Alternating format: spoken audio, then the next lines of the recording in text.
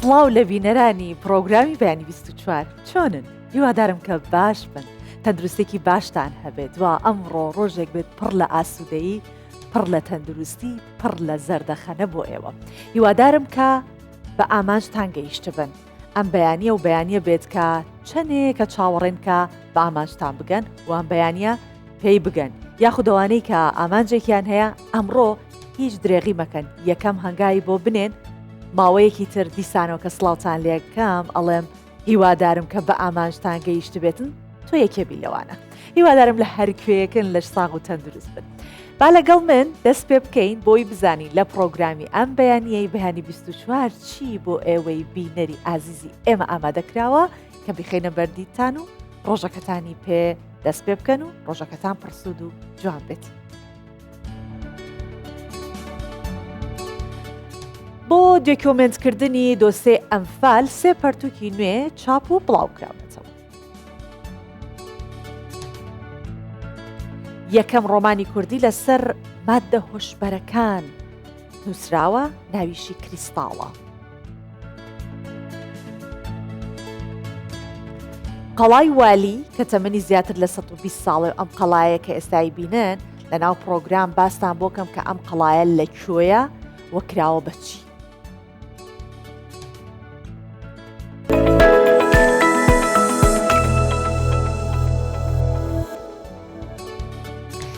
با لە ناساندنی ئەو کتێبانەوە دەست پێ بکەین کە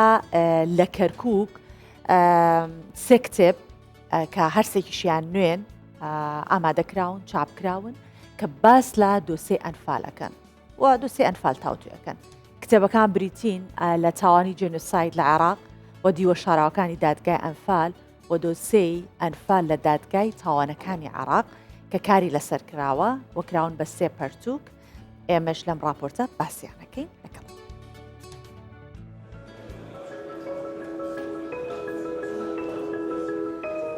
مەراسیمی ناساندن و واژۆکردنی سێ کتێبە تایبەت بە بواری ئەنفال و جینۆساید. کاتێک یەکەم تیمی بیانی دێن بە دوای گۆڕە بە کۆمەڵەکاندا ئەگەڕێن بۆ ئەوی بکەنە دیکۆمنت و بخەنە بەردەست دادگا، ئێمە کۆمەڵە شارەزای دەوریمان بینی هاتە بەردە مەحکەمە ئەو گۆڕانیان پیشاندا کە لە مووسڵ ئەوانەی کە لە سەماڵەش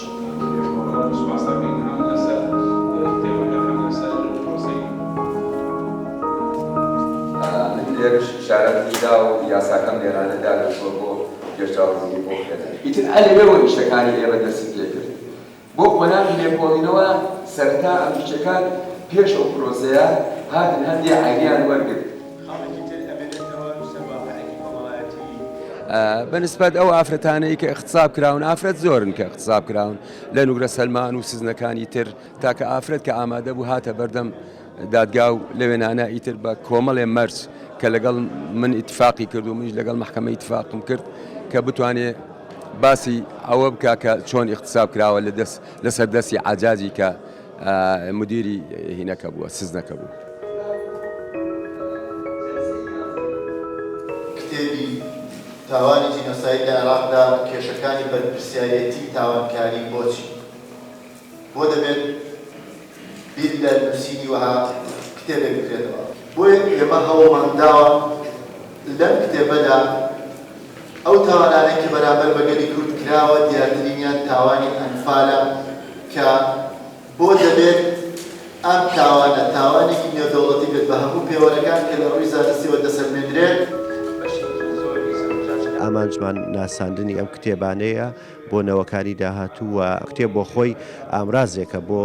بە دۆکۆمنتکردنی ئەو تاوانە و هێشتنەوەی بۆ نەوەکانی داهاتوو و ئەمەش لە چوارچەوەی زنجیرەیە چالاکی دیە کە ئەمڕۆ دەستپێکێتی وە کۆتا چالاکیشمان لە 6 نۆیە کە کۆتا ڕۆژی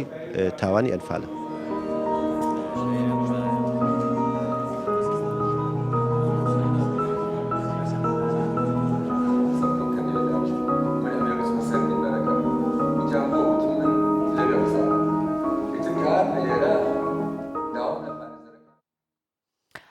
باسی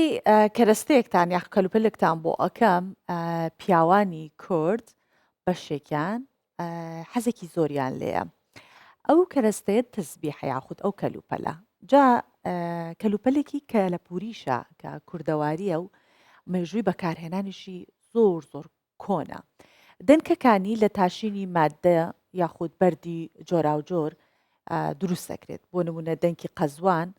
یان لەوانەیە کە زۆر بەربڵاوە لە ناو کوردستان و بەداوێکیەوە ئەکەن و بەم شێوەیە ئەهۆنرێتەوە. جا لە ڕووی ئاینیشەوە تەسبیح بۆ ذکر بۆ ستایشی خوا بەکاردەهێنرێت و لە ڕووی کۆمەڵایەتیشەوە پیاوان لەگەڵ پۆشینی جلوبەرگی کوردی هەڵی دەگرن و خۆیانی پێسەرقاڵەکەن. تەسبیح کە لە کوردەواری دەسحێب، تەزبێح، تەزوێح و چەندین ناوی دیکەیشی هەیە لە کەلوپەلە کەلەپوریەکانی کوردەواریە کە مێژووی بەکارهێنانی زۆر کۆنە و لە ناوچەکانی کوردستان بە پێی سروشت و ئاین دەگۆڕێت. دەنکەکانی تەسبێح لە تاشینی مادە و بەردی جۆراوجۆر وەکو بەردی کارەبا، سەندەلووس، شام، شامەقسوود، پیرۆزە و دەنکی قەزوان دروست دەکرێت و ئێستا دوو جۆری هەیە، جۆرێکیان کۆڵێکشنیە و جۆرەکەی دیکەش بازاریە. چەندین واسەنگمان هەیە کارەبا و سەندەلووس و شام و شامەقسوود و ئەمانە هەن ولی زیاتر لە کوردەواری خۆمانە لە کارەبا ئیسفادەکەن و کارەباش بە مروری زەمان ڕەنگ تەغیرات و کە ئەتا قەدیمیتریش بێ قیمەتی باڵاترە و دوو تەزبیحشمانەیە بازاڕی و کۆلکسیۆنی. بازاڕیەکان کە دەستگا تراشیات کۆلکسیۆنەکانیش کاری دەسە کە کاری ئێمە دەسە و فەرقیشیان ئەوەیە کە هەمیشە کاری دەست جوانترە و قیمەتیشیان باڵاترە. قەزوانیشمانێ لە قەزوان سنگ نییە، فقط قەزوان نوعی میوەیە کە تقریبان وەک میوە وایە کە بە سوورەتی ئازاد لە ناو جەنگەڵ و شا هەیە، کونیەکەن و فقط کونکردنی گرێکە ناو خۆی ئامادەی و ئەیکەن بە نەخۆ.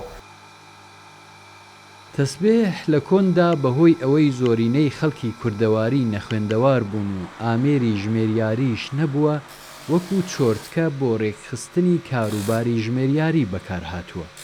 دوای هاتنی ئاینی ئیسلام بۆ کوردستان، تەسبیح بۆ ژماردنی ذکر و ستایشی خوددا بەکار هاتووە. ئێستاش پیاوان لەگەڵ پۆشینی جلی کوردی تەسبیح هەڵدەگرن و خۆیانی پێسەرقاڵ دەکەن. کەسانێکیش وەکو حەزێکی تایبەتی جۆرەکانی تەسبیح لە کۆڵێکشنی تایبەتی خۆیاندا کۆ دەکەنەوە. تەسبیح لە منتەقەی کوردەواری خۆمانە لە قەدیم و هەر بووە، ئیسا کەسانێ بۆ ئەسکاری استفادی لەکەن، ذکری پێەکەن، کەسانێ بووە هەر ئیگرن بەدەستیانە بۆ مەجلیس سوشتا بەدەستیان و پیان جوانە. وەیتر بەستگی بەوەی هەیە کە کەسەکە ڕەنگەی چی بێت یا جنسەکەی چی بێت. من ئەوەم پێ جوان بوو ڕەنگێکی شاد بێت و زۆر ڕیز نەبێ و زۆریش درشت نەبێ، شتێکی ئەوە متعادل ینی متەوەسط بێت. ئەوەم سفارشدا و پێم جوان بوو. سەبارەت بە سەرەتای پەیدابوونی تەسبیح، جودا لەوەی دەگوترێت مرۆڤە سەرەتاییەکان وەکو ملوانکە بۆ جوانی بەکاریان هێناوە، باس لەوەش دەکرێت تەسبیح لە سەردەمی مەسیحیەتی پەیدابووە و مەسیحیەکان لیزگەیەکی درێژی تەسبیحیان بە کۆتایی خاچەکەی ملیانەوە هەڵدەواسی. نستۆریەکانی ڕۆژهەڵات و بەشێک لە کاتۆلیکەکان لەگەڵ ذکر و ستایشی خوددا بەکاریان هێناوە، بەڵام پرۆتێستانیەکان باوەڕیان پێی نەبووە. لە ئاینی ئیسلامیشدا تەسبیح سوبحە واتە ئەو دەنکە موروانەیە کە گوتنی سوبحان الله حەمد و ستایشی خودای پێدەژمێرن. لە سەرەتای پرۆگرام باسی قەڵایەکم بۆ کردن، پێم وتن کە لە ناو پرۆگرام باستان بۆکەم کە ئەم قەڵایە لەکوێیە کراوە بەچی. کوردستان پڕە لە شوێنی جوان و پڕە لە شوێن کە نیشاندەری شارستانێتی ئێمەی کووردە. ئەو قەڵایە قەڵای والی بوو. جا قەڵای والی یەکێکە لە شوێنەوارە مێژوویەکانی پارێزگای ئیلامی ڕۆژهەڵاتی کوردستان کە لە ناوەندی شاری ئیلام هەڵکەوتووە. ئەم قەڵایە زیاتر لە 120 ساڵ لەمەوبەر لە سەردەمی دەسەڵاتداری غوڵام ڕەزاخانی فایلی دروست کراوە. چەند ساڵێک کراوەتە مۆزەخانەیەکی تایبەت بە ناساندنی کولتور و کەلەپوری خەڵکی ئیلام. ئێمەش لەم راپۆرتە بەو قەڵایە ئاشناتانەکەین، مۆزەخانەکەشە بینین. ئەمە شوێنەوارێکی بەجێما و لە سەردەمی حکمڕانی میرانی کورد لە ڕۆژهەڵاتی کوردستانە. قەڵای والی نزیک 120 ساڵ لەمەوبەر بە فەرمانی غوڵام ڕەزاخانی فەیلی لە گەڕەکێک بە ناوی حسێناوای فەیلی لە شاری ئیلام دروستکراوە و زیاتر لە 25 ساڵ شوێنی ژیان و حکمڕانی والی ئیلام بووە. لە شەڕی ئێران و عێراقدا نزیک نیوەی بیناکەی وێران بووە، بەڵام لە ساڵی 1970دا دەستکرا بە نۆژەنکردنەوەی و لە ماوەی 2 ساڵدا نۆژەن کرایەوە و سپێدرایە دەست بەڕێوەبەرایەتی گشتی میراتی کەلەپوری پارێزگای ئیلام. این منطقه یکی ل تاریخچه قدیمی منطقه ایلام است که همونطور که اسم دیاره قلعه والی کسی بیا که لبان منطقه حکومت کرده. بعد ارای ما خیلی جذابیت داشت. اولین بار من ارای منطقه درست این مناله منطقه منه منال شیروانی من، ولی خب اولین بار ارای ایلام تیه منو به مکان بازی دکه من خیلی جذابیت داشت ارای ما، خصوصا او قسمتی که لباسل محلی مردم و نمایش ادا که ایمه بزانیم تاریخچه خوامان فراموش نکنیم. من ئەم بینامێژوویە کە ئێستا کەوتووەتە ناوەندی شاری ئیلامەوە لە ساڵی 2005ەوە کراوەتە مۆزەخانەیەکی کەلەپوری بۆ نمایشی کەلتور و کەلەپوری دانیشتوانی پارێزگای ئیلام. قەڵاکە 3 دەرگای چوونەژوورەوەی هەیە و لە 22 ژوور و هۆڵێکی گەورە و 6 ژووری ژێرزەمین پێکاتووە. لە هەر کام لەم ژوورانە بەشێک لە دابوونەریت، ڕێوڕەسمەکان، جلوبەرگ، کەلتور و کەلەپور، ئامێرەکان و کەلوپەلی ژیانی خەڵکانی لەک، لوڕ و کەلهوڕی دانیشتووی ئیلام خراونەتە بەرچاوی گەشتیاران. این بنا که در بین مردم ایلام و قلعه والی معروفه، در واقع عمارتی هم مربوط به اواخر دوره قاجاریه زمان محمد علی شاه قاجار که و دستور غلامرضاخان والی وقت ایلام ساخته دو نزدیک 120 سال خدمت داری. محل زندگی والی با خانواده بیا، کارهای حکومت، کارهای دولتی و حکومتی هم داره انجام داره. بیشتر 6 ماه اول سال داره بیا، 6 ماه دوم کوچ کرده اره مناطق گرمسیری. قەڵای والی لە زەویەکدا بەڕووبەری 4687 مەتر دووجا دروست کراوە. 1466 مەتر دووجا لەم ڕووبەرە کراوەتە بینای قەڵاکە و 1363 مەتریش حەوشەی ناوخۆیی قەڵاکەیە. 1792 مەتریش لە لای باشووری قەڵاکەوە کراوەتە باخچە و سەوزایی. مۆزەخانەی قەڵای والی یەکێک لە گەورەترین مۆزەخانەکانی تایبەت بە کەلتور و کەلەپوری کوردان لە ڕۆژهەڵاتی کوردستانە کە ساڵانە هەزاران گەشتیار لە سەرانسەری ئێران و ڕۆژهەڵاتی کوردستانەوە بۆ لای خۆی ڕادەکێشێت. کامیل بۆکانی، کوردستان 24. ئەم بابەتەشمان تایبەتە بەو کەسانی کە حەزیان لە ماتۆرسواریە. جا بابەتەکەمان باز لەوە کات کە دەیان ماتۆرسوار لە زۆربەی ناوچەکانی کوردستان و عێراق یەکەمین پێشبڕکێی ماتۆرسواریان لە کفری ئەنجام داوە. لە پشتبێرکەکە ژمارەیەکی زۆر لە هاندەرانی ناوچەکە ئامادە بوون و پێشوازێکی گەورەش لە پێشبڕکێکە کرا و ئێمەش لەم راپۆرتە بۆ ئێوە بەشێک لە پێشبڕکێکەمان ئامادە کردو کە بیبینی.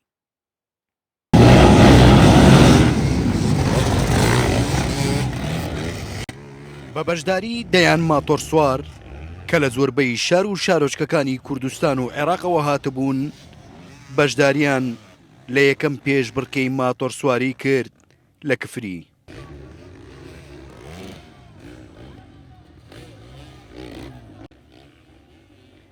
پێشبڕکێکە سەخت و دژوار بوو.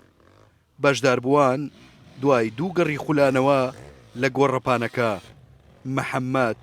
خورماڵی پلەی یەکەمی پێشبڕکێکەی بەدەستێنا. لە خورماڵەوە دوم ئەمە سێم جارە بەشداریکەم.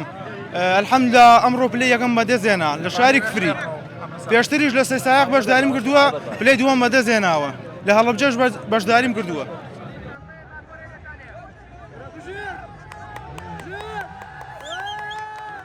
پێشبڕکێکە بۆ یەکەم جار لە سنووری گەرمیان و لە شارۆچکەی کفری ئەنجام درا. ئەمە شوای کردبوو ژمارەیەکی زۆری هاوڵاتی لە ناوچەکانی دیکەوە ئامادەی گۆڕەپانەکە ببن. وەک ڕێخەرانی پێشبڕکێکە دەڵێن دیمەنە سرنجڕاکێشەکانی پێشبڕکێکە و ماتۆرسوارەکان وای کردووە خەڵکێکی زۆر بهێوێت دیمەنە جیاوازەکان ببینێت، بە تایبەتی کە وەرزشەکە پڕێتی لەسەر کێشی.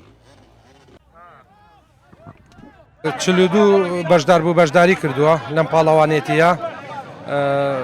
لە هەموو شارەکانی عێراقەوە بەغداد کەرکووک دووس خوورماتوویتیایە و کەلار سەیسایە قەڵەبجا خوورماڵ سلێمانی ڕزگاری و کفریش چەند بەشداربوویەکی کفریشی تیا بوو ئامانجمان لەکردنەوەی ئەم خولە بۆ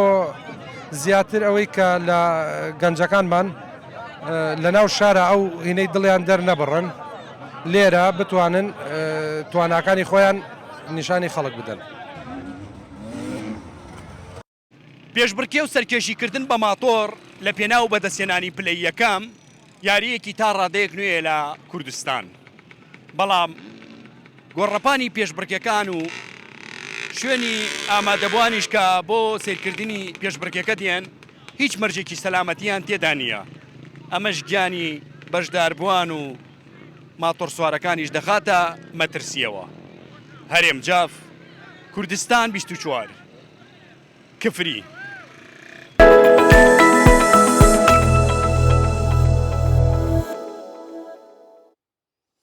دێنە سەر چاوەری ئەمڕۆمان کە گفتوگۆی لەسەر بکەین پێش ئەوە باسێک لە تەورەکە ئەبکەین کە باسی سنتەری میترۆیە کە نیگەرانە لە هەڵمەتی ڕقوکینە بەرامبەر بە پێکاتەکان و داواش لە کۆمەلگای کوردستانە کات کە نەبنە بەشێک لە هەڵمەتەکە. سنتەری میترۆ بۆ داکۆکیکردن لە مافی ڕۆژنامە نووسان لە ڕاگەنراوێک نیگەرانی خۆی لە هەڵمەتی ڕقوکینە بەرامبەر بە پێکاتەکان دەربڕی کە چەند ڕۆژێکە دوای دەرچوونی بڕیاری دادگای فیدراڵی عێراق بە هەڵوەشانەوەی کورسی کۆتاکان زیاترە بینین کە براوی پێئەدرێت. جا هاوکات داواش لە کۆمەلگای کوردستانە کات کە ئەو هەڵمەتە شەرمەزار بکەن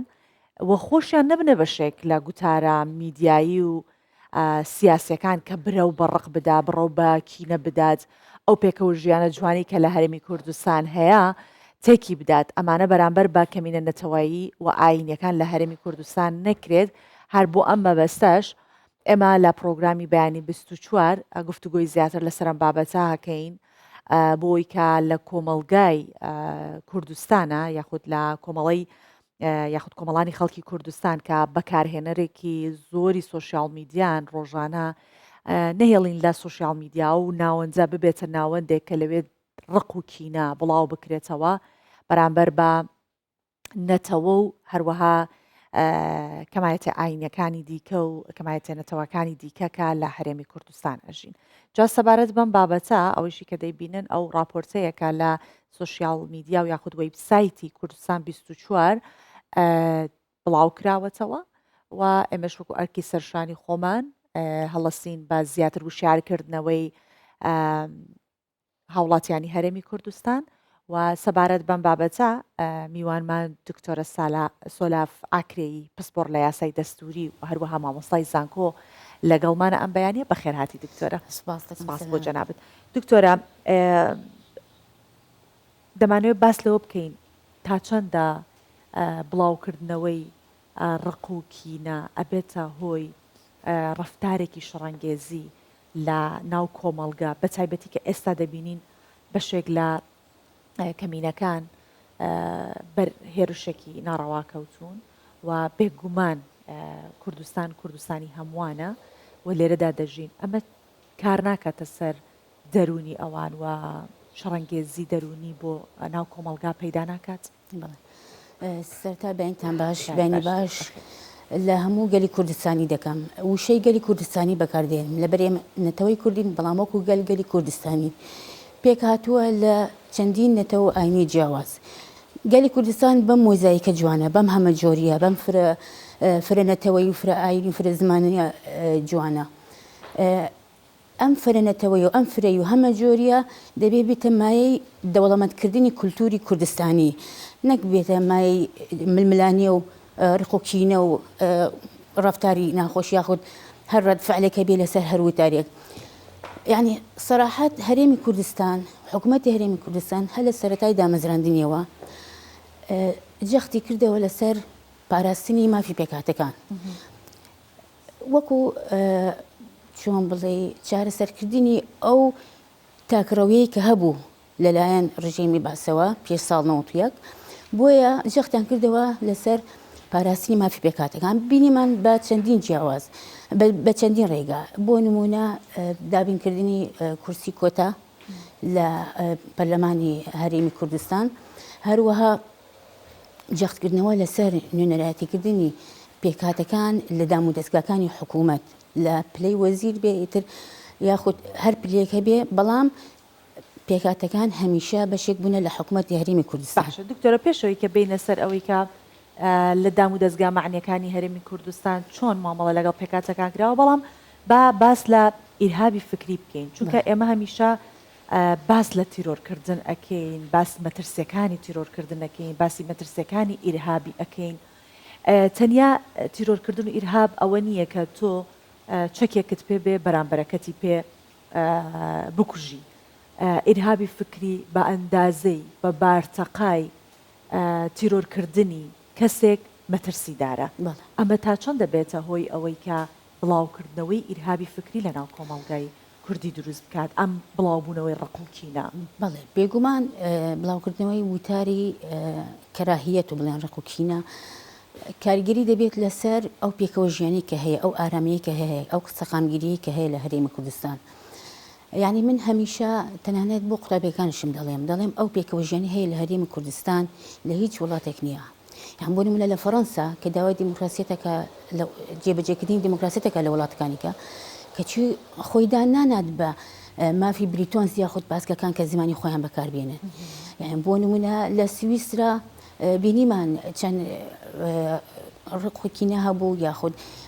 کاردانەوەیەک هەبوو دژی ئەوانەی مسلمانەکان کە بڵێن کاتێک ویستیان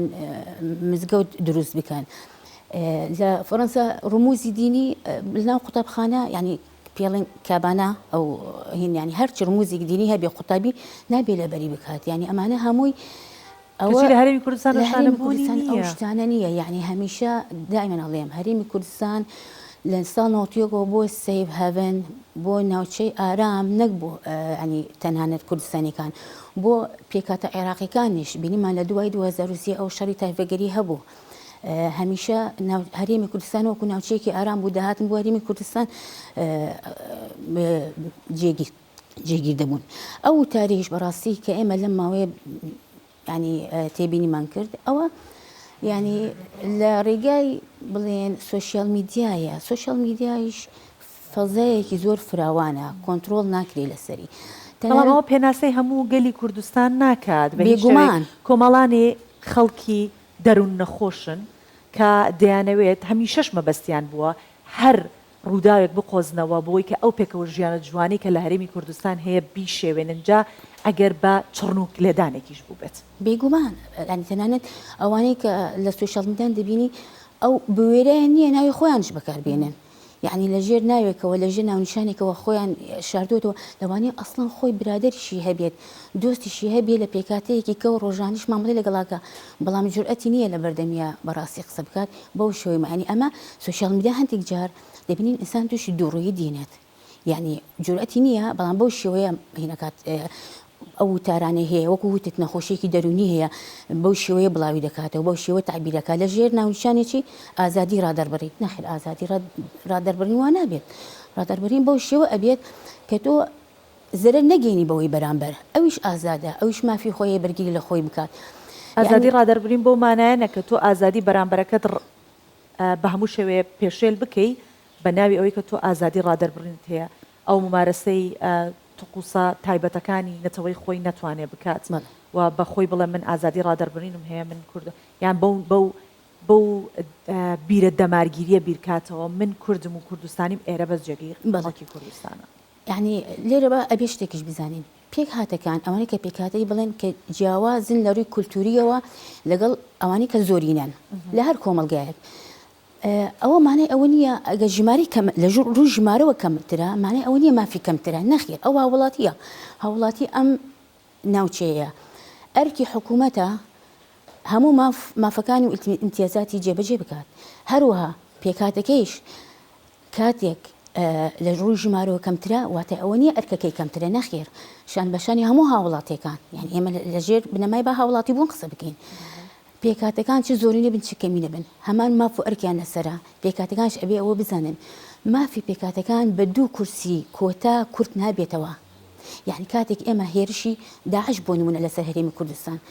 هێرشەکە تەنها لەسەر یەک پێکهاتە نەبوو بۆ نمونە، هێرشەکە لەسەر هەموو ناوچەکە بوو، هەڕەشە بوو لەسەر ناوچە هەرێمی کوردستان و ئەرکی حکوومەتی هەرێمی کوردستانش ئەوەیە مافی هەموو پێکاتەکان چه زۆری نەبێت چ کەمی نەبێ ئەبێ دابینی بکات. و لە کارنامەی ڕێزدار جەنابی سەرۆکی حکوومەت ڕێزدار مەسعود بارزانی جەختی کردەوە لەسەر پاراستنی مافی پێکاتەکان. باشە لە یاسای ژمارە 5مانەیە بۆ پاراستنی مافی پێکاتەکان لە هەرێمی کوردستان ئەو یاسایەکە لە 2015 ئەو یاسایە دەرکراوە تا ئێستاکەیش لە حکوومەتی عێراقی ناتوانن لە پەرلەمانی عێراقی ناتوانن ڕێک بکەون لەسەر یاسایەک بۆ پاراستنی مافی پێکاتەکان. هەروەها بگرە جگە لە نوێنەرایەتیکردنی پێکاتەکان لە دام و دەستگاکانی حکوومەتی هەرێمی کوردستان هە لە سەرەتای دامەزراندنیەوە لە ساڵ 1992ەوە یعنی پیرۆزباییکردنی حکوومەت لە بۆنە تایبەتیەکانی پێکهاتەکان و دانانی ڕۆژێک بۆ پشویان بۆ ئەوەی مافی خۆیانە ممارسەی تخۆسیان بکەن ممارسی دابوونەریتیان بکەن لە ڕۆژانە ئەمانە هەمووی یعنی ڕنگدانەوەی چی ڕنگدانەوە ئەوەی جەختکردنەوەی حکوومەتی هەرێمی کوردستان بۆ پاراستنی ئەو پێکەوە ژیانەی کە هەیە. یەکێک لەو نیشانە جوانانە شەر ئەوەیە کە جەنابی سەرۆک مەسعود بارزانی لە کاتێکدا لە مەحفەلی دووەلی بە هەر ئاینونەتەوەیەکە لە وڵاتی بژن پیان ئەوترێک کەمینە بەڵام بەڕێزیان قەت بەناوی کەمینە ناویان ناهێنە هەر هەمیشە پیانەڵێ پێکهاتەکان و ئەمە نیشاندەری ئەوەیە کە ئەم کوردستانە لە پێکاتەی جۆرا و جۆر پێکهات و ئەو مۆزاییکە جوانەی دروست کردووە. دکتۆرە ئەگەر بین سەیری تابلۆیەک بکەین تەنیا بە یەک ڕنگ نەخشێنرا بێت ڕنگ ڕێژکرا بێت هونەرمەند بە یەک ڕنگکاری تیاکرابێ ئەوەندە سەرنجڕاکێش نابێت لە کاتێکە هونەرمەندێکی دیکە دەبینی بە جۆرەها ڕنگ تابلۆیەک ئەنەخشێنێت وێنەی دەکێشێت دەبینی سەرنج زیاتر لەسەر ئەو تابلۆیە ئەمە لە ڕووی تابلۆیەکی هونەریەوە چ جای ئەوەی کە تۆ لە هەرێمێک بژیت لە وڵاتێک بژیت پڕ بێت لە جۆری جیاواز لە نەتەوە پڕ بێت لە کللتوری جیاواز پڕ بێت لە تقوسی جیاواز چەندە جوانە کە پێکاتەکان لە هەرێمی کوردستان ئەبینیت جۆرەها جەژنمان هەیە چونکە جەژنی هەر پێکاتەیەک بەجیا لە هەرێمی کوردستان ئەنجامدرێت. جا هەموو ئەمانە بۆ ئەو مەبەستە ئەڵێم کە تا چەندە حکوومەتی هەرێمی کوردستان توانێتی لە ڕێی دام و دەستگا معنیەکانەوە کار لەسەر پێکاتەکان بکات بۆ بتوانن لێرە تەواوی ئەو مافانەی کە پێویستە هەر نەتەوەیەک هەر مرۆڤێکی ئاسایی هەیبێت لەرە دەستە بەرخرێت. بەڵێ ینی بێگومان ئێمە جگە لەوەی کەوتم هەل لە سەرەتای دامەزراندنی حکوومەتی هەرێمی کوردستانەوە جەختان کردو لەسەر دابینکردنی کورسی کۆتا بۆ پێکاتەکان هەروەها نوێنەرایەتیکردنیان لە دەسەڵاتی جێبەجێکردنی بڵێن لە حکوومەت و لە دەسەڵاتە کارگەریەکان بگرە ینی یادکردنەوەی بۆنە تایبەتیەکانیان و ئاڕاستەکردنی بڵێن پیرۆزبایی بۆ پێکهاتەکان جگەلەوە ئێمە لە ڕووی ینی لە ئاستی وەزارەتەکانش بۆ نمونە وەزارەتی ئەوقاف لە وەزارەتی ئەوقاف بەڕێوەبەراتی گشتی پێکەوە ژیان هەیە هەمیشە جەخت ئەکەنەوە لەسەر ئامادەبوونی نوێنەرانی پێکهاتەکان لە هەر بۆنێکی پێکهاتە یعنی بۆ نمونە یادەکە هی یێزیدەکانە هەموو پێکاتەکان هەرێمی کوردستان دەچین ئەو یادە دەکەنەوە یادەکەی پێکاتەی کردستیانە بە هەمان شێوە هەمویان بەژار بنشان بەشان و یەکتری و لە ڕووی وتارەکانیەوە لە ڕووی بەیاننامەکانیەوە ئستینکارکردنی هەر ڕەفتارێک یاخود هەر وتارێک دژی ئەم پێکاتانە یعنی هەمیشە جەختیان کردوتە لەسەر ئەم لەسەر پێکەوە ژیان لەسەر پاراستنی ئەم سەقامگیریە یعنی جیاوازیکردن لە نێوان پێکاتەکان لە ڕووی کولتوری و لە ڕووی تایبەتمەندی کولتوریان واتای ئەوە نییە کە ببێتە مایە ململانێ بەڵکو ئەبێ بێتە مایەی دەوڵەمەند بوون ینی هەرێمی کوردستان بۆ مۆزاییکە جوانە بۆ هەموو فرە زمانە فرە ئاینە ئەمە ئەبێتە کەناڵێک بۆ دەوڵەمەندبوونی منداڵی کورد تاکی کورد یعنی بۆ بۆ ئەو مستەلحە لەوانەیە بە زمان عەربی بەکاربێن و هەموو جار ئەڵێم الاختلاف لا يعني الخلاف لەوێ هەندێک چۆن بڵێ ئەتوانی یاری بە وشەکان بکەین جیاوازیکردن مانای ئەوە نییە کە بێتە ململانی بڵێ و لێرە یعنی لەوانەی جۆرە گلەیەکم هەبێ لەوانەیە پێکاتەکان خۆیان وایان کرد کە مەترسی هەبێ لە سەریان هەر لە سەرەتای ئەوەی کەوتیان دەرگای ئیتیحادی عێراقی هەڵەسێت بە هەموارکردنی یاسای هەڵبژاردننی هەرێمی کوردستان و لەوانی دەستکاری کورسی پێکاتەکان بی یەکسەر ئەوان مەترسی خۆیان دەربڕی یعنی ئێمە لێرە کێشەکە کێشەیەکی دەستوریە کێشەیەکی یاساییە دەستوریە یان سیاسیە یان یاساییە کامیان ئەوان چۆن بە دەستور یعنی بە یاسا بڵێن هینەکەن لە ڕێگای طبعا تۆ قراری بڕیاری دادگای فێدرالی یعنی ئەوە وای کرد وای پێشاندا کە ئەنەما بڕیارەکە بڕیارێکی پەرلەمانیە یعنی ئەرکی دادگای اتحادی ئەوە نییە یاسا هەموار بکاتەوە بەڵام بڕیارەکە سیاسیە بەڵام بڕیارەکە خەلفیەکەی سیاسیە بەڵام ڕنگدانەوەکەی تەشریعیە لەبەر ئەوەی بووە مای هەموارکردنی یاسای هەڵبژاردننی هەرێمی کوردستان یعنی ئەوە ئەنجا لێرە ئەبێت پێکاتەکان بە زۆرینە و کەمینە ئەو شەڕە دەستوری شەڕ یاساییە بکەن لەگەڵ دادگای اتحادی لەبری ئەو سەرقاڵبوونی خۆیان و مەترسیان لەو وتارە کە دەوتریە هەندێک وشە بەکاردێنی لە ڕێی سۆشیال میدیا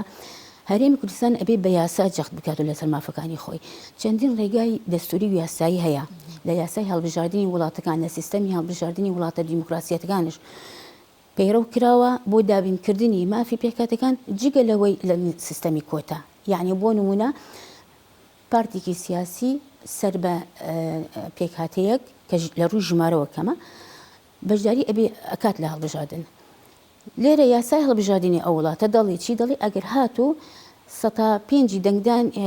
دەنگی هێناوە ئەو کاتە کورسێک وەردەگرێ تەنانەت ئەڵێ ئەم سەتادەیە ئەم ڕێژەیە پێکاتەکان ناگرێتەوە کەواتە لێرە لە دەنیمارک لە ئەڵمانیا لە چەندین دەوڵەتی کە ئەوڕۆپیشن لەبەرەوەی پێکاتیان هەیە لە ڕووی ژمارەوە کەمن ناتوانن ژمارێکی زۆر وەرگن لە دەنگدەران بەڵام مافیان پارێزراوە و نوێنەریان هەیە لە ئەنجومەنی نوێنەران بەبێ ئەوەی کورسی کۆتاییان هەبێت بەڵێ دکتۆرە بێگومان بانێکە و دوو هەوایسە لە کوردستان نابێ ئەو کورسیە هەبێت بەڵام لە پەرلەمانی عێراق هەمان کورسەکان هەیە بۆیە هەمیشە لەگەڵ عێراق و لەگەڵ دادگای فیدراڵی ئێمە دەزانین کە جۆرەها کێشە لەگەڵ هەرێمی کوردستان هەیە دکتۆرە سۆلاف کاکەی پسپۆر لای یاسای دەستوری و مامۆستای زانکۆوان بەیانی میوانی ئێمە بووی زۆر سپاس دەکەین بە هیوای ئەوەی کە لە کوردستانێکی پڕ لە ئاشتی پێکەوە بژین و هەمیشە باڵی خۆشببختی و ئاشتی بە سەرسەری هەموو گەلانی کوردستان بەرەفراش دەبێت زۆر سپاس بەیەوەش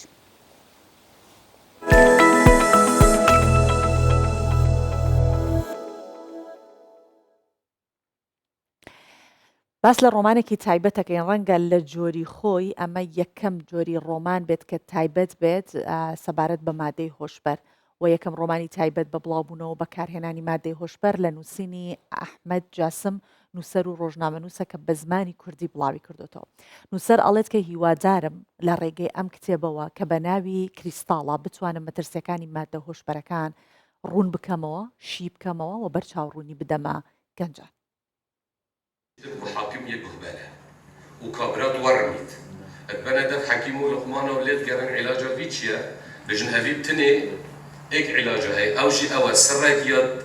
از بينم اف جروب بينو كاجي يعني بروجي البون افين كسب نقطه كارد كان زور سباس مش بوي كات يعني بيسرن كورد جارة سريع بري فاين اجرش باجي كشكل جلقه مصنع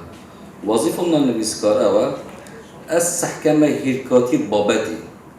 كان اف املت جين ابتها شر وجينوسايد وانفال من اكيد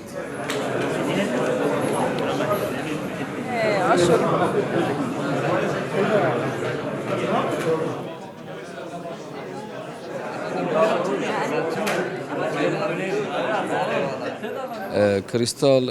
رومانك بحث دو كورا سطت كتوبيك وغريدة كراستا بجنيا شنغال وهر وصا أنفاله كوبيك وات نفر ما دا إيكو دو تمامت كان هر ديسان بحثا ديار دايك كتن يا مطرسي دار إنه كمطرسية سر عراقي بجشتي وكردستان بطيبتي أوجي مطرسية مادين هوجبرة كو أس فرد بينم تكارن أدبي داجي كو رومان تشتيك الزندية خونيت كتن أم بهن كشيت خويت نيجي بحث بكين نبتن أم بویارت خوب و گرینه سردمت بره. گلگ و گلگ یا گرینگه ام همی دستاب کینتیک دا برانبر مدن هوشبر براستین چونکو بالای گا گلگ و مازنه یا زیکا یا بالاود بتو یا همی لایه نوید کرد. زور گرینگه هندی ما پیچی بیتم زیوتین وقت امشین پلانه که بدانین سر آسته حکمت هرمی و هر واسه سر آسته رکراو سر آسته جواکی سر آسته يعني هج دسبيكا الروزية كنت بيجن فرقنا طلبة فرقنا مامستايت آيني نویسینا اکود بیشتر نوتارا نویسینا مقاله سر ماده توجبر و خرابی ماده توجبر و تأثیرات ماده توجبر هندی ام بکن گیم بومه. جا سەبارەت بە بەرەنگاربوونەوەی هەڕەشە و مەترسی ڕاستەقینەکانی گەلان کە دایمە کار لەسەر ئەوەکەن بۆی کە هۆشیاری بڵاو بکەنەوە لەبارەی مادە هۆشبەرەکان بە تایبەتی لەبارەی کتێبی کریستاڵ ئەمەوێت لەگەڵ ئەحمەد جاسم نووسەر گفتوگۆ بکەم و باس لە مەترسیەکانی مادە هۆشبەرەکان بکەین لە کوردستان. بەیانیتان باش، هیوای ڕۆژێکی باشتان بۆ خوازیین. دیارە تا نووسەرێک هەست بە مەترسیەک نەکات یان هەست بە حاڵەتێکی دڵخۆشبوون یان ڕووداوێکی گرنگ نەکات لە نووسینەکانیان ناتوانێت ئەوەنە ڕنگدانەوەی ئەو بابەتەی تیابێت. جەنابەت هەستت بۆ مەترسیە کردووە بۆیە کتێبێک یاخود ڕۆمانێکتان لەو چەشنە نووسیوە. مەترسیەکانی چین؟ بەڵێ ئەفدەمێەوە و بینەران باش بیتن. ئەف ڕۆمانە بەری بژم 4 ساڵم دەست بە نوویسینەوەی کردە. نوویسینە دەمە گەلە زەحمەت دیتن جێ دەرەداوت لێ گەریانێدا تزانێ نوویسینە ڕۆمانێ بتنێ ناف ماڵ دەنایتە نوویسم بەکوت تو گەریانێکە مەیدانی بکەیت و سێرچێن خۆ بەردەوام بکەیت و نێزیکی ڕاستیان ببی ئەvە ئێکیش ئەگەرم بڕاستی. الوی دەمی دەما کو من سێرچێکت کرد دوور مادێن هۆشبەرک و بەشێکەش ڕۆمانە من پێشبینیە ڕۆژێکەوە وەکو ئەڤر و کەت کرد یانیش بەری 4 ساڵە ئەو پێشبینیە من هەبوو دێگەهینە ڕۆژێکە وەکو ئەڤر و دێ ئامارت مەترسیدار هێنا ڕاگەهاندن ئێدی مادێن هۆشبەر دەبنە واقعەکێ مەترسی سەر جڤاکە کوردی. بەڵێ باشەکەواتە ئەو مەترسی کە لەسەر گەنجان هەیە لەسەر گەنجانی هەرێمی کوردستان تا چەندێکی توانیوتانە جێی ئەو مەترسیانە بکەنەوە لەناو ئەم ڕۆمانە کە گەنج خوێندیەوە چۆنەڵێ ڕای چەڵەکێنێت. ڕۆلە من وەکو نویسکار هەمی گەوە ئەس بینم کو ئەس نەوەزیفە دکیومنتکردنێت کەم و نە وەزیفەکە بژین ئامۆژگاریە. من چیرۆکێکە هەی من دوو جینوسایدت هەین ئەس بەحث کەم ئەت ناودا کریستالێ بەرهەمینە یعنی منوسا بەحث کردی کو ئەف دەڤەرە ئەم لێ دژین صدمت شەڕی یعنی ئەم بەحث بکەین 58 و تانەها ئەم بەحث بکەین چەند شەڕت پەیدا بوون. هێشتا شارێک تمام نەبووینە و دیاردەیەنوی تمام نەبووینە شارێکی دیەتە هەبوونێ ئەوان شارە ئێتیم بەرهەم ئینان بێکاری بەرهەم ئینا دەرزێن دەڕوونی بەرهەم ئینان ڕەنگە مادەین هۆشبەر ئێکش وان دیاردەت وی شاری بیتن. من حەز کرد ئەس وسا دیار بکەم کۆنێ ئەگەر چیە نە چارەسەریش بەرکو ئەس خۆ نابینم جهێ چارەسەریە بەلکە حکومەتە بەلکەی لایەنێت دەڕون ناس و نوشدار و تایبەتمەندن. لێ فەرە نویسکار ئەگەرە بگەڕیتن ئەگەر مەزانی ئەگەر چییە ئەم دزیکە چارەسەریەژی زانیون گەلک لایەنێت هەین ئەم بینین سەکینێت دەستپێکێ بەرەف ئامۆژگاریات چەند ئەم پلەزی لە چارەسەریە بەری ئەم بزانین کۆنێ جارێ دەرد چییە. من ئەس گەشتمە وێ قەناعەتێ وان باوەریە کۆنێ دەرد چییە وشنیکە دەرمان ویجا بژین تابعی جهت بژین پەیوەندی دارە. باشە. دەمێ بزانم لەناو ئەم ڕۆمانە چیرۆکی کەسێکی تایبەت نووسراوە واتە چیرۆکەکە لە کەسایەتێکی ڕاستەقینەوە وەرگیراوە یان بە پێی ئەو بە دواچوونانە بووە کە لە چەند کەسێکەوە سەبارەت بە مەترسیەکانی مادەی هۆشبەر گفتوگۆتان کردو و دواتر کردوتانە بە ڕۆمانێک. چیرۆکەکە ڕاستەقینەیە؟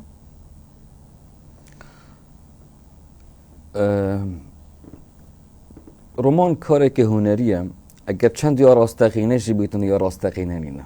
یعنی هەمی کارت هونەری سینەمایی ئەم مفایش ژیواری وەتگرین کۆن جیوەریدا چه هەیە دەوروبەران چڕێت دەتن ئەم گەریانت مەیدانیتکەین لە دیمایە ئەم وان بۆ یارە کۆپی ناکەین نویسکاریشی داهێنا ناخۆ هەیە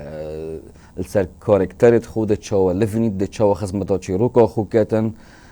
بەلێ بەشێکیش ڕاستیە هەی ئەس نەشین بێژم 100 ڕاستیە خەیاڵامت گەلە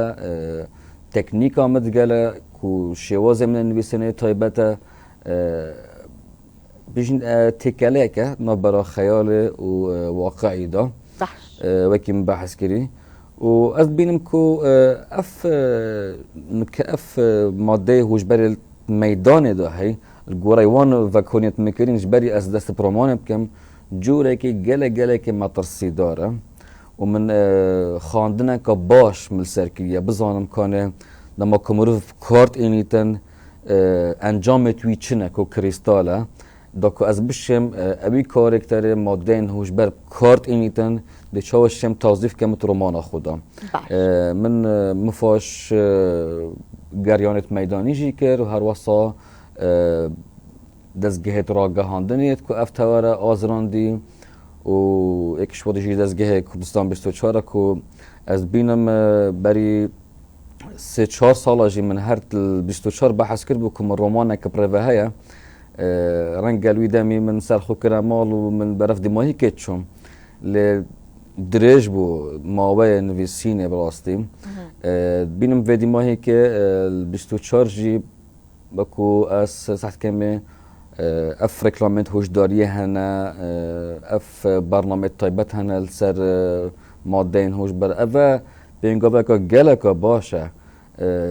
وان 4 سال چوی دامن وکو نویسکار با من گله که زحمت بو اصل جدر را بگرم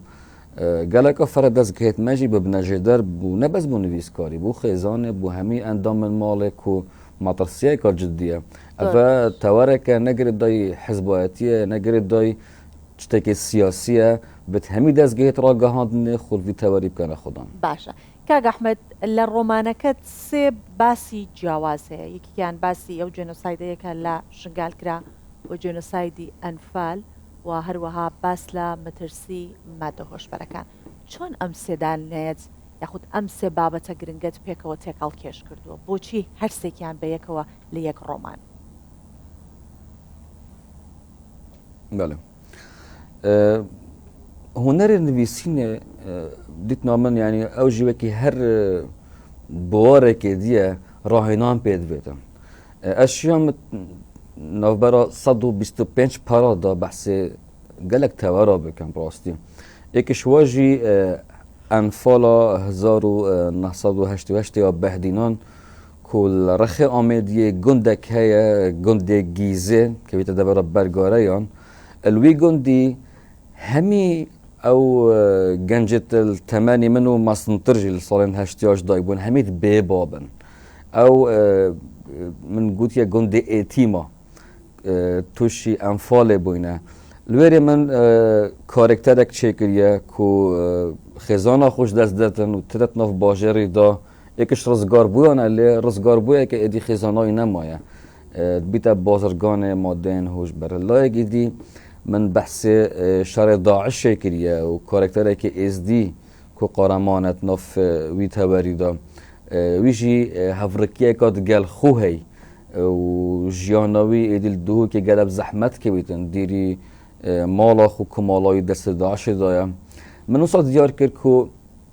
شر الویدمه که وکم میدانی راد وستیتن الویره شر نراوستی آیا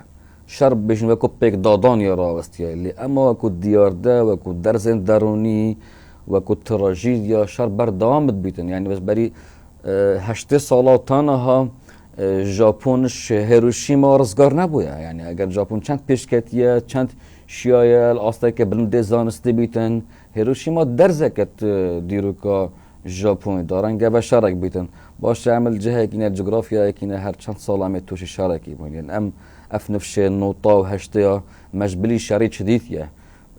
وتن يعني أبى بيتا تشوفاري كرن يعني وتن أمبر هنغاري وان ديار ديان بينن چه مادة هوش بربن چه نخوشيت دروني بن وتن أمسر آستا که بلند ما تشوفي مال گنجا بيتخا گنجا جبركو أوان شرا أنجام تهري خراب هنا براستي باشا كاغ أحمد زياتر لكاتك جناب دماجد بو كرد كا بە شێوەیەکی مەیدانیش کارت کردو بۆ ئەوەی کە زیاتر بۆ ڕۆمانەکەت دەستکەوتت هەبێت و تایدا بینوسیتەوە کە ئەو سەردانە مەیدانیانت ئەکرد دەتبینی کە کام چین و ئاکام تۆش زیاتر توش بووی مادە هۆشبەرەکانن لەکوێ ئەتبینی من بۆ مادەین هۆشبەر سەردانێت مەدانی نەکردن بەروێ چەندێک و من تەحافظێک و هەیە ئەس نێزیک ببم ڕەنگە من پرسیارە دەکدار و ناسا کرد کەسن ئاڵوودەبووی ڕەنگە هەمی ڕاستیان نەبێژن من پێوی هەندێک ڕازەمەندیانمە حتا ئەسەوە ببینم من پترش ڕوویە نۆژداری بە من خواندنێک سەر کرد ڤەکوینێت زانستی میکردن لێ بوو ئەو هەردوو تراژیدیایەت مە بەحەسکەی من گەریانت مەدانی کردن دەبەرە ئامێدیە چمەوی گوندی ئەو گوندێ ئەنفال لێ هاتیەکردن گوندێ گیزێ شەڕێ داعشێژی ئەس پەیامنێرێکی مەدانی بوویمە من جاوێت خود دیت کانێ ڕەوشە ژن و زارۆک و زەڵامێن ئێزی چ بدەمە کو ئاوەڕە بووین و هاتین و زیدە باریوێ چەندە من کتێبێک وەرگێڕا بوو ji عەرەبیە دوور ڕزگار بووێن ئێزدی ku bêjin 180 wa jin bûyne ev hemî bêjin hêvene çêkirina vê romanê bûn. بەڵێ ئێمە سپاس دەکەین ئەحمەد جاسم لەگەڵمان بوویتکان و سەری کتێب و یاخود ڕۆمانی کریستاڵ لەگەڵمان بوویت سێ بابەتت پێکەوە لە ناو ڕۆمانێکە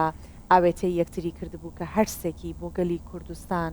و کوردستان گرنگێکی تایبەتی هەیە دەستخۆش بۆ گەنجانی هاوشێوەی ئێوە کە هەمیشە بە بیر و هزرە نوێەکانتان ئەتوانن هەنگاوێک کوردستان بەرەو پێشەوە ببن دووبارە دەستخۆشیت لێکەین سپاس بۆ ئامادەبوونت لەگەڵمان بەڵێ بەم شێوەیە هاتینا کۆتایی ئەم بەیانیەی پرۆگرامی بەیانی 24 وادارم کە پرۆگرام بە سوود بووبێت بۆ ئێوەی بینەر و بیسەری ئەم پرۆگرامە هیوای هەمیشە باشیتان بۆ خوازم بەخواتان ئەسپێرم ماڵتانەوە